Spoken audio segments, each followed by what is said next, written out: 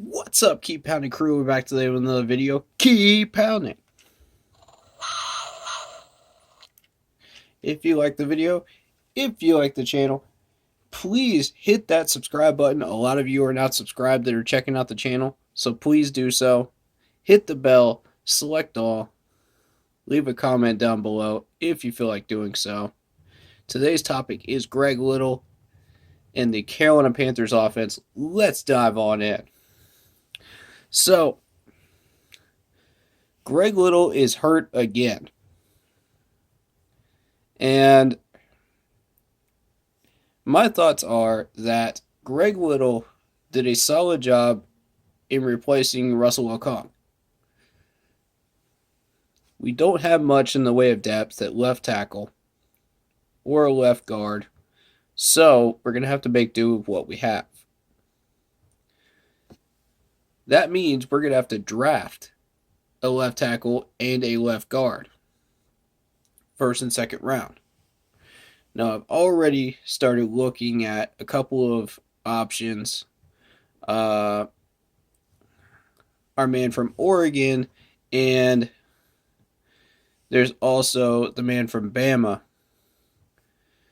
that are going to be appearing in that first top 10 of offensive tackles. I've already looked at the videotapes on them, and honestly, I like Sewell. I like Sewell a lot. And I think if he drops to us, we need to grab him. Now, I would not be opposed to the guy from Bama on the basis of the fact that we need to fill a positional need. And Bama traditionally has great offensive tackles and offensive linemen. So, I think either way, we would be getting a man that would go past 5 years if he stays healthy. And the key is if he stays healthy. That's the name of the game here, because all of our offensive line trouble started with injuries. So, let's get into Teddy Bridgewater. Now, on the 4th and 2, Matt Rhule says that Teddy audibled when he wasn't supposed to. Now, my question is, who's really running the ship here? Is it Matt Rhule? Is it Teddy? Is it Joe Brady? Who is it? Who's running the play calling here? Or is it all three? Because you can't have that kind of division amongst your leadership if you want to run a successful offense.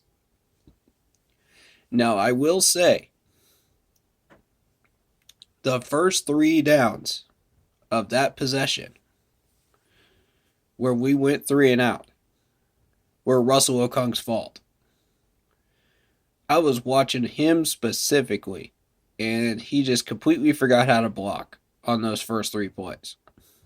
I mean, it was embarrassing. It actually made me quite frustrated. And a lot of Panthers fans got frustrated as well if you were paying attention to that. Now, if you were only paying attention to the 4th and 2, then you're going to get more frustrated by that. Meaning that we had Curtis Samuel wide open on the 4th and 2 down the field, and Teddy chose to check it down for 2 yards when we needed 8. So, who's really driving the ship here? Is Teddy's awareness as bad as it appears? Questions I have for everybody in the comments section. Please drop some answers. Because at the moment, this team is on its first year of rebuilding. We got a lot of questions to answer. We got a lot of problems to solve. And that's typical of the first year of rebuilding process. Second year, once we weeded out the garden, gotten rid of the players that we don't need, kept the ones that we do, mind you, the correct ones that are building foundations. Let me explain this in a way that people are going to understand this. If you're building a house, you want the building foundation to be strong and sturdy. Then you start adding on layers. That's how you build a house. Now, the offensive line and defensive line are what you consider the foundation. You're going to have cornerstones, such as middle linebacker position, center position, quarterback, running back, wide receiver. Wide receiver is kind of your walls, basically, for your offense, if you will. The inside and outside linebackers are your walls. The corners are obviously your corners of the house. The free safety and the strong safety are what holds it together. Those are your balance beams that structurally keeps it together on defense. Then, and only then, the inside of your house is depth. That's your insulation, stuff like that. People that build houses probably understand this better than we do. So, hopefully that will clear up some cobwebs for people that are wondering about how to build a successful franchise. But there's probably a better way of explaining it, but that's my way of explaining it, so just bear with me on that. That's what I think. But when your core foundations, you're questioning who's in charge of your construction company, who's in charge of running the whole 9 yards, Matt Rhule, that's where we got a problem. Because if you cannot figure out who is properly running this offense, and I'm not just talking about like play calling, I'm talking about offense as a whole. Matt Rhule needs to step up and take on that leadership position, that leadership role, and just say, I'm in charge of this offense, I'm in charge of this entire team, this is what's going to happen, and what I say goes. Now, if Teddy wants to go out there and audible on certain plays, he should have that freedom to be able to do so. But the control should stay with the offensive coordinator and the head coach, the majority of it. That means that if Teddy is out there audibling on about, let's say about 90% of the plays, which we've seen him do, who's really in charge of the offense? And are these plays acceptable to be able to use coming from Joe Brady and Matt Rhule? That's where you got to start questioning that. And it's a dangerous thing when you start questioning the leadership when you're rebuilding. You got to make sure you got the right people on board. You got to make sure you got the right plays. You got to make sure you got the right skill sets. And I feel like Matt Rhule has done that. We have probably 2/3 of the playbook being used. That's what I'm seeing so far. As far as how effective those plays are once we finally open it up and we get the proper protection on the line, we'll see. But so far, it's encouraging. As far as the short passes go. Now, the medium and the deep passes, that's where we got questions. That's where we got questions. Can Teddy throw it that far? Yes. Is he aware of these wide open receivers?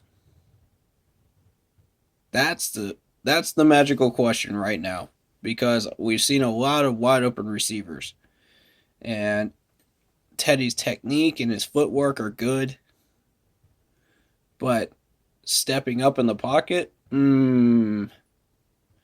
awareness down the field, those are two things that I've not been able to check the boxes off of yet. So, I mean, Teddy, if you want to work on that, buddy, because you got everything else figured out except for that play clock issue, which I have suggested at least a half dozen times that the coach just lets you get the delay of game penalty on that. Because if you want to take forever and pretend to be Peyton Manning out there, there's not much Matt Rhule can do about that. You know, once you start audibling the play is yours to run. Joe Brady's not in control of it. Matt Rhule's not in control of it. You're in control of it, Teddy. So you assume the responsibility of all failed plays once you audible it. Unless it's the offensive line's fault. Unless the wide receivers run the wrong route. Unless the wide receivers just drop the ball. Those are the only three exceptions. Otherwise, it's 100% on you. And you know when to get rid of the ball. You know when to step up in the pocket. You know where to look on the field. Just look there. It's not rocket science, Teddy. Come on, man. I love you, bud, but you got to work on these things. And it's not a good look when Matt Rhule throws you under the bus, which you deserve to be thrown under the bus for that one. And I'm not just talking about the long bus. I'm not talking about those school buses. I'm talking about the short bus. We're talking about the short bus here. So with that in mind, you got to use leadership skills here, man. You got to use leadership skills. You got to be smart. You got to know what you're doing. And above all, get rid of the ball. Don't take a 16-yard sack. For goodness sakes. You're smarter than this, Teddy. We all know it. You know it. The coaches know it. Do something properly for once. And throw that ball away. Don't take that sack. That might have been partially on the offensive line, but I don't think so. I think that was originally designed as a screen. But, you know, you can't just take this offense into your own hands and not expect there to be blowback when you fail.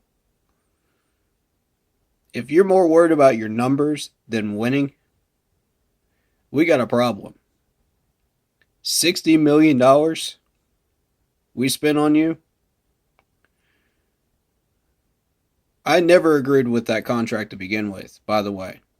I never agreed with it. I just want to go on record with that.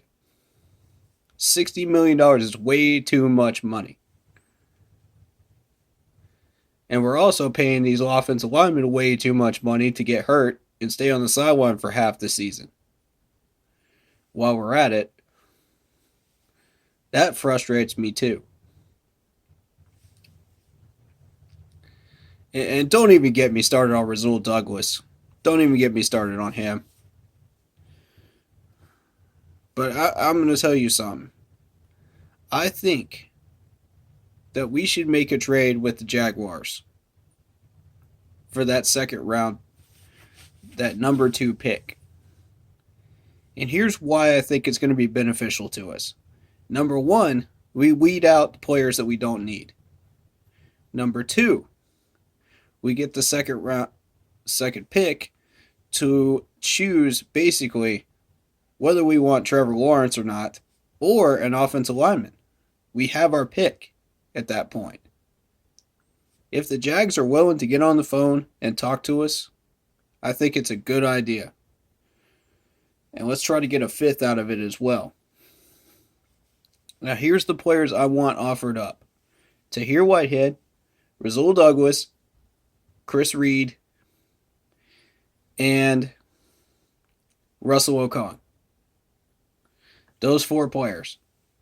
Any four of those in a specific order or combination, or you could throw up three of those players for that second number 2 pick for the first round. However you would like to do it, just don't get us screwed. Just don't screw us, Marty. Not like you screwed us with Okung's trade. We're not doing that again. Be smart this time. We get that number 2 pick. We can do a lot with it. We could choose a middle linebacker. We could choose an offensive tackle. We could choose an offensive guard. We could choose Trevor Lawrence because the Jets won't pick him up there. I don't think they're going to pick him up. I doubt it. They always go for the wrong quarterback when they pick. So Trevor will probably fall to us at number 2. Do we want him? Get rid of Will Grier. By that point, we'll have already traded what we don't want. We can get Trevor. And draft an offensive tackle second round. That pushes guard to third round. Now, if anyone has seen my listings of what positions that we need to draft and why, I'll be making a video of that soon. But I posted them on the Keep Pounding Facebook page in all capital letters. So if you are not a part of that group, go join it. You can check out live streams, opinions, polls, and reactions during the game from me. That being said, that's where I'm thinking that our future needs to go in the next few months here. Let's see what happens. Let's see if our management decides to go that route. If they do, I'll be very, very happy and excited for our future going forward. If not, we'll see what we end up with. But either way, I would highly advise the management to take that advice into consideration. Because I think it's good advice. I think the Jaguars may be willing to part with that second pick if we package this trade up correctly. Don't trade anybody but those 4 right now. Nobody but those 4 goes into the package. Thus far. If you can get us that number 2 pick and a 5th round pick or a 6th, that would really, really benefit us. Choose carefully if you choose for a player. I'm serious about that. Instead of the 5th round pick, choose carefully. But I would really like to see that trade happen. I think it's realistic. I think it's fair. I think it might happen if the Jags are willing to get on the phone with us. So, with that in mind, Keep pounding. We'll see you Saturday for the game.